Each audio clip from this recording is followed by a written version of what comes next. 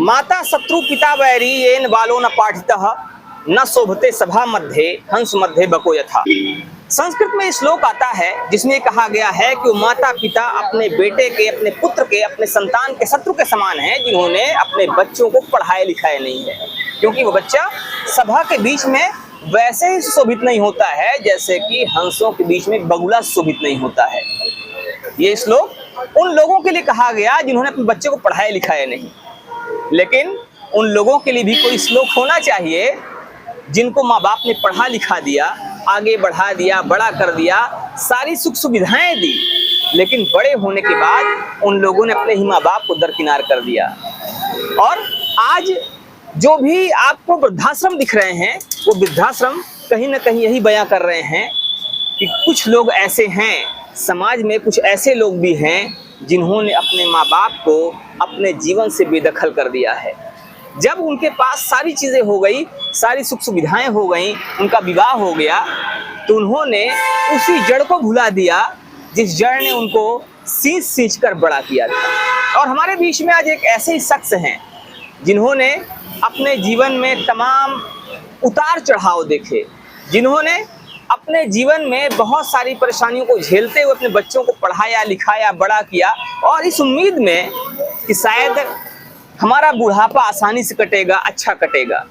लेकिन आज स्थितियां, परिस्थितियां कुछ ऐसी हैं कि दर दर की ठोकरें खानी पड़ रही हैं। आपको एक कहानी याद होगी कि एक बार भगवान गणेश से ये कहा गया कि सबसे बड़ा कौन है।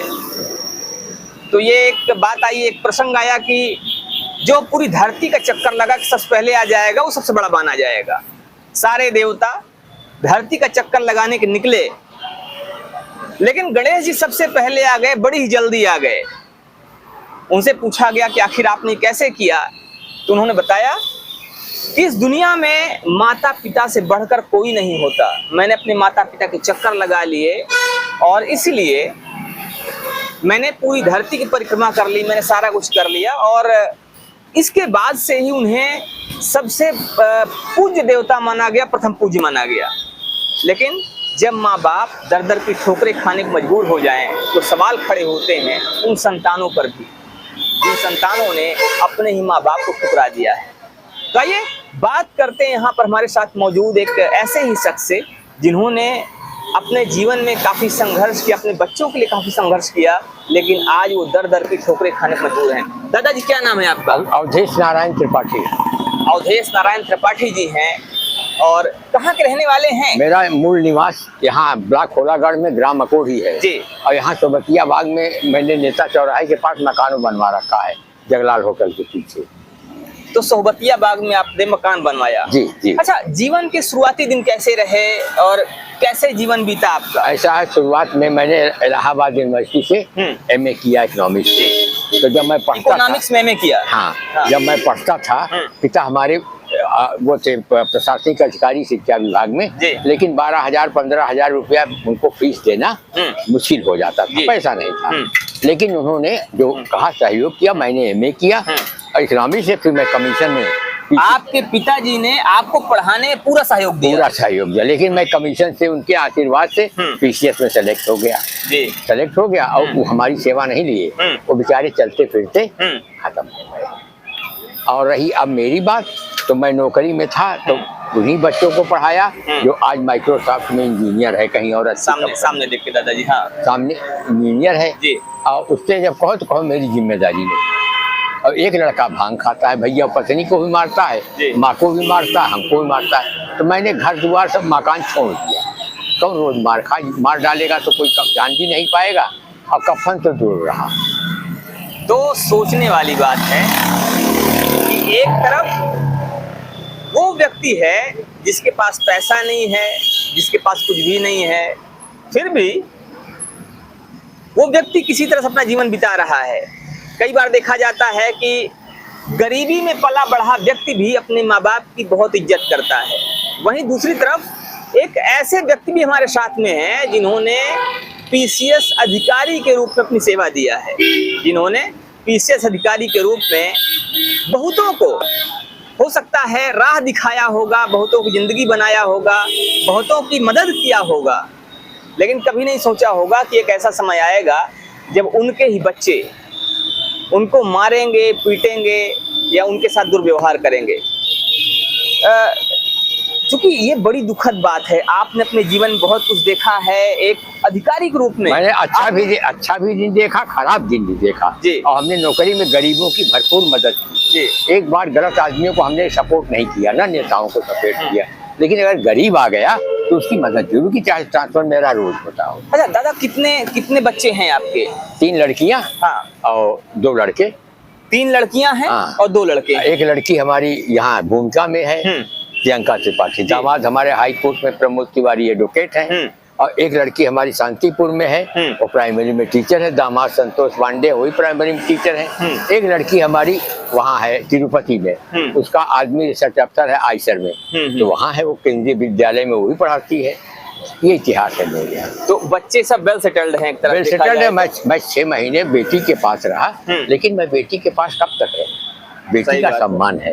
उसके ससुराल वाले उसको ताना देने लगे, बिल्कुल उसको कुछ कहा तो मेरा ही फर्ज नहीं, हमें तुरंत अलग हो जाना चाहिए। तो हमने कहा कि बेटा सम्मान है, तुमने बुलाया और रखा, अब मेरी आज की समस्या नहीं है, जिंदगी भर की समस्या है, तुम कहाँ तक झेलोगे? बिल्कुल, तो हमें जाने दो, हम किसी वृद्धाश्रम में रह लेंगे। अब मरना है 4 साल में मर जाएंगे, लोग फेंक देंगे, क्योंकि मुझे पूर्ण विश्वास है कि मेरे मरने के बाद कफन देने लड़का वो नहीं आएगा। और ये तो भंग खाता है। पत्नी भी उन्हीं लोगों की तरफ है, पैसा लेती है, खर्चा मैं देता हूँ 15-20 हजार महीने। अच्छा, कितना पेंशन मिल रही है इस समय दादा? 50,000 55,000 50-55 हजार आपको पेंशन मिल रही है? इनमें से इनको 20-25 हजार दे देता हूँ पत्नी को, तब भी वो हमारा साथ नहीं देती, झूठ बोलती, जगह जगह कर्जा ले लेती है।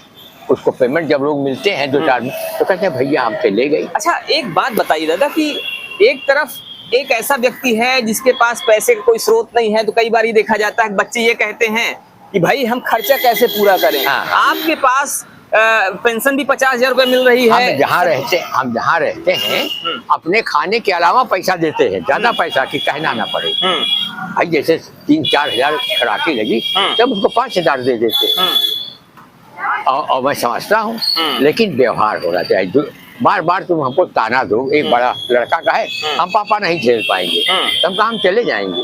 बेटा हमने जन्म दिया तुमको, तुमने हमको जन्म नहीं दिया। ये झेल पाने की बात क्यों कही जाती है? क्या नहीं झेल पाएंगे? अब इसको वो जाने। जैसे 2 बेटियों की शादी करने को हुई, माइक्रोसॉफ्ट में था, इसका फर्ज था मदद करना। इसने कहा आशीष सस्ता मेरी जिम्मेदारी नहीं है, अम्मा उसकी जिम्मेदारी नहीं है।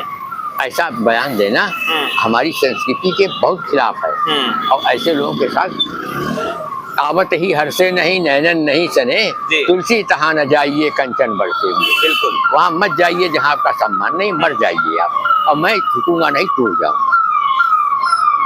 तो दादा का कहना है कि जहाँ पर सम्मान नहीं है वहाँ पर जाना उचित नहीं है, और इसीलिए मैं झुकूंगा नहीं, भले ही मैं मर जाऊंगा।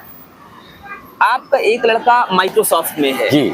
एक बहुत बड़ा नाम है माइक्रोसॉफ्ट का। हाँ। मल्टीनेशनल कंपनी है। हाँ, उसका नाम पढ़ा लिखा भी आपने बताया कि एमटेक करा दिया यही एमएनआईटी से एमटेक कराया आपने।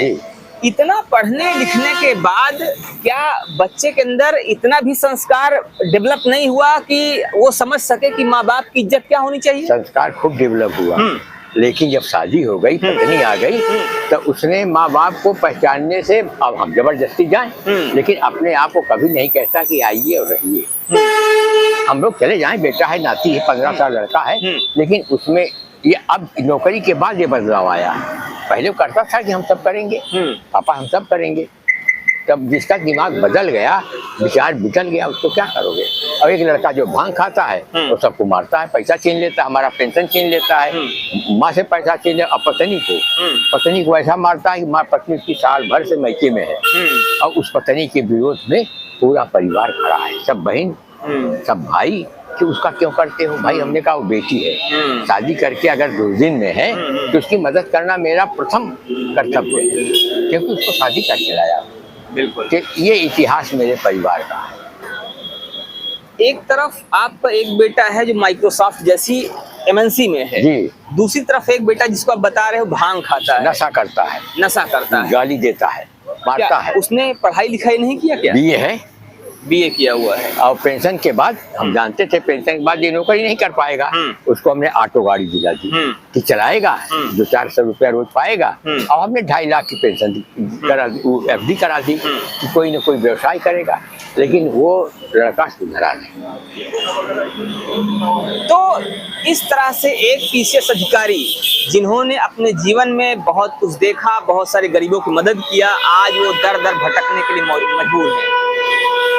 अब क्या चाहते हैं, क्या आगे का रास्ता आपने सोचा हुआ है? हम ये चाहते हैं कि आप लोग सहयोगी आदमी हैं, हमको किसी वृद्धाश्रम में शिफ्ट करा दीजिए। एक कमरा मिल जाए, कमोड लैट्रिन मिल जाए और खाना नाश्ता मिल जाए। अगर पेएबल है, पेमेंट भी है तो हम उसको दे देंगे जो वाजिब होगा।